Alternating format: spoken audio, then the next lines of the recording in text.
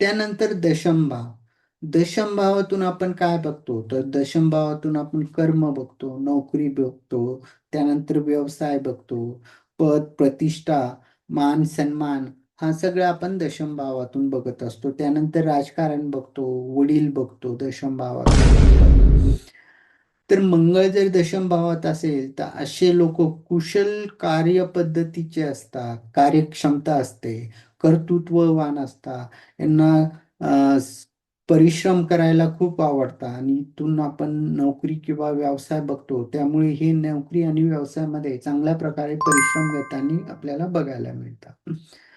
तर यांचं क्षेत्र कोणतं असतं, तर यांचं क्षेत्र सुरक्षा, रक्षक, सैन्य दल, पोलीस, इंजिनिअरिंग, मिलिटरी या प्रकारचा नोकरी करताना आपल्याला हे बघायला मिळतात.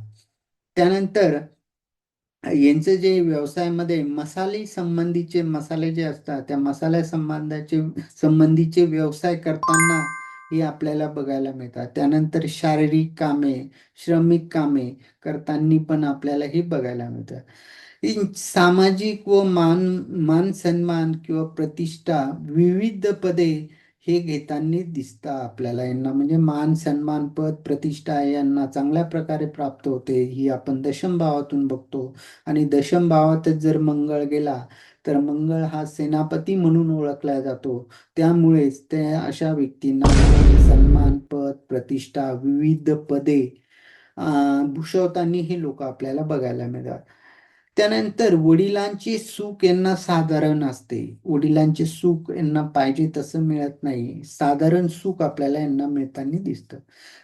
जर मंगळ बिघडला तर मग काय होतं, तर याच्या उलट होतो. नोकरी व्यवसायात अडचणी येतात, त्रास होतो, अपयश मिळतं, अस्थिरता असते आणि त्यानंतर व्यवसाय नीट चालत नाही किंवा वारंवार बदलण्याची वेळ ही यांना येताना दिसते.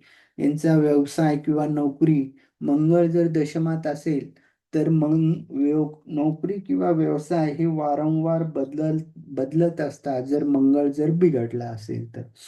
तर अशा प्रकारे आपण दशम भावामध्ये जर मंगळ असेल तर जातकाला काय फळ मिळतं हे आपण आता इथे बघितलंय.